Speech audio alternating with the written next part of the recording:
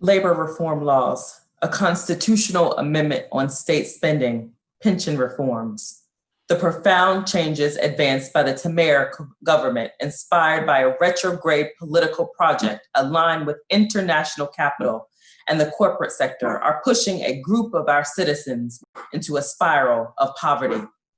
In this context, we seek to widen our inquiry into the federally backed military intervention in the security of Rio de Janeiro.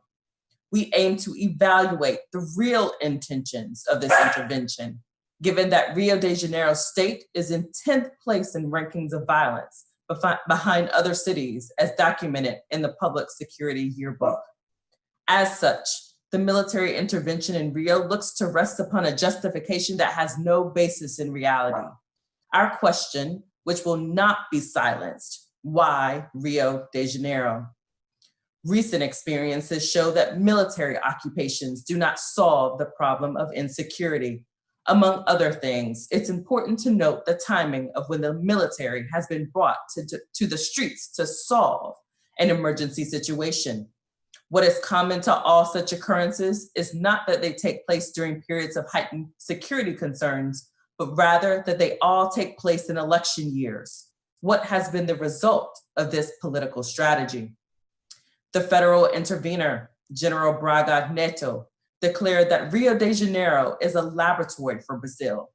And what we see is that in this laboratory, the experimental subjects are Black men and women living on the peripheries of the city, favela residents, workers, singling out favelas as places of peril and encouraging fears that the dangers to be found there will spill out onto the rest of the city creates a false narrative of dangerous classes, as the psychologist Cecilia Coimbra amply highlights, framing the favela as a main target and a public enemy. Last weekend, at least 5 people died and 4 were wounded in the Rio metro area. Of these, 4 were women. Alba Valeria Machado died trying to protect her son. Natalina de Concejo was hit during a confrontation between military police and drug traffickers. Janaína da Silva Oliveira died during an attempted assault in Ricardo de Albuquerque. Taina dos Santos was hit by rifle fire in the community of Villa Aliança. Black women living on the peripheries lose their children to this deadly viciousness.